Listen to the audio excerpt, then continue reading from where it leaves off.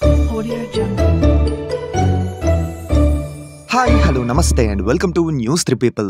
Finally Balakrishna గారు అలాగే బాబీ గారి కాంబినేషన్లో వచ్చినటువంటి డాకు మహారాజ్ మూవీ అయితే చూసి రావటం జరిగింది మామ. ఓవరాల్గా మూవీ చూసాక నాకైతే ఇట్స్ అ గుడ్ వన్ అన్న ఫీలింగ్తోనే థియేటర్ నుంచి బయటకు వచ్చాను. ఇన్ డీటెయిల్డ్గా ఇంకొంచెం క్లియర్గా మాట్లాడుకుందాం. అంతకంటే ముందు ఏంటంటే ఛానల్కి కొత్తగా వచ్చారా, ఒకసారి మా ఛానల్ విజిట్ చేయండి. కాంటెంట్ కనుక నచ్చితే ఖచ్చితంగా సబ్స్క్రైబ్ చేసుకొని సపోర్ట్ చేయండి. మూవీ యొక్క మెయిన్ ప్లాట్ ఏంటంటే పాపని కాపాడడానికి నానాజీ గెటప్‌లోని డాకు మహారాజ్ వస్తాడన్నమాట. ఇంతకీ ఆ పాప ఎవరు? డాకు మహారాజ్ ఎందుకు కాపాడాలనుకుంటున్నాడు? అసలు సీతారాం డాకు మహారాజ్ కింద మారడానికి కారణం ఏంటి? ఇవన్నీ తెలుసుకోవాలంటే మనం ఈ సినిమా చూడాలన్నమాట. మూవీ యొక్క ఫస్ట్ హాఫ్ చూసిన తర్వాత నిజంగానే బాబీ గారా ఈ సినిమా తీశారు అనే డౌట్ వచ్చిందనుకోండి.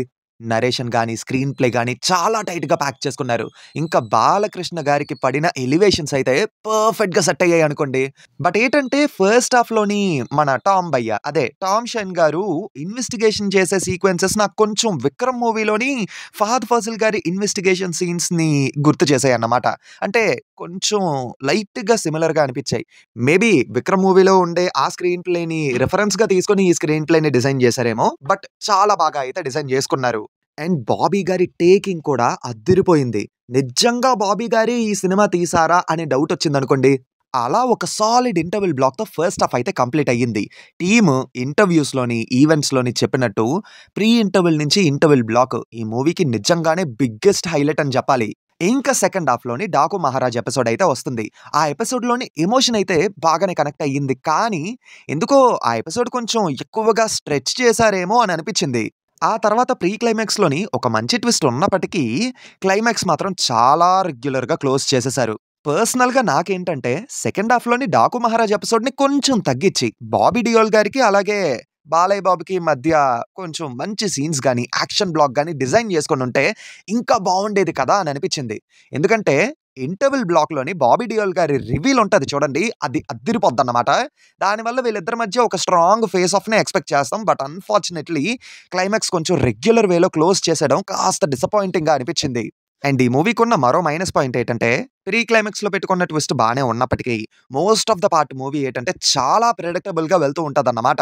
ఫస్ట్ హాఫ్‌లో కూడా కథ ప్రెడిక్టబుల్‌గా వెళ్తున్నప్పటికీ స్క్రీన్ ప్లే అండ్ నరేషన్ కొంచెం టైట్‌గా ప్యాక్ చేసుకోవడం వల్ల కాస్త ఎంగేజింగ్‌గా అనిపించింది. బట్ సెకండ్ హాఫ్‌లో మాత్రం ఆ స్క్రీన్ ప్లే అండ్ నరేషన్ అనేది మరీ అంత ఎంగేజింగ్‌గా అయితే అనిపించలేదు. అండ్ చెప్పాను కదా సెకండ్ హాఫ్‌లోని డాకు మహారాజ్ ఎపిసోడ్ కొంచెం స్ట్రెచ్ చేసినట్టుగా అనిపించిందని. దానివల్ల కాస్త స్లోగా అనిపించింది అంతే. బట్ డైరెక్టర్ బాబీ గారేంటంటే బాలకృష్ణ గారిని ఎంత కొత్తగా, డిఫరెంట్‌గా చూపించాలి అని అనుకున్నారో అంత పర్ఫెక్ట్‌గా చూపించారు. ఎలివేషన్స్ మాత్రం చాలా బాగా వర్కౌట్ అయ్యాయి. ఒక రకంగా చెప్పాలంటే నేను ఇందాకలన్నట్టు కథ ప్రెడిక్టబుల్‌గా ఉన్నప్పటికీ బాబీ గారి టేకింగ్ అనేది ఈ మూవీకి మేజర్ ప్లస్ పాయింట్ అయ్యింది. బాలకృష్ణ గారిని చాలా స్టైలిష్‌గా చూపించారు మామ ఈ సినిమాలోని. యాక్షన్ ఎపిసోడ్స్ కూడా అద్దిరిపోయాయి అనుకోండి. బట్ ఈ మూవీ విషయంలో ఎవరిని మెచ్చుకున్నా, మెచ్చుకోకపోయినా ఇద్దరికి మాత్రం స్పెషల్ అప్రిషియేషన్ ఇవ్వాలి. ఒకరు ఈ మూవీకి సినిమాటోగ్రాఫర్ అయినటువంటి విజయ్ కార్తిక్ కన్నన్ గారు. ఏమన్నా ఉంటాయా మామ visuals. Cinematography made this movie to be very special. ఆ సినిమాటోగ్రఫీ, ఆ క్వాలిటీ, కొన్ని లొకేషన్స్, షాట్స్ అయితే మెంటల్ ఎక్కిచ్చేశారు. ఫస్ట్ హాఫ్‌లో అయితే మైండ్ బ్లోయింగ్ ఉంటాయి. పైగా ప్రొడ్యూసర్ నాగవంశీ గారేంటంటే వెనకడుగేయకుండా చాలా గట్టిగా ఖర్చు పెట్టడం, సినిమాలో ఆ క్వాలిటీ అనేది తెలిసిందన్నమాట. ఇంకా తమనన్న, నందమూరి తమన్ ఆన్ డ్యూటీ. ఏం కొట్టావన్నా బీజీఎమ్ము.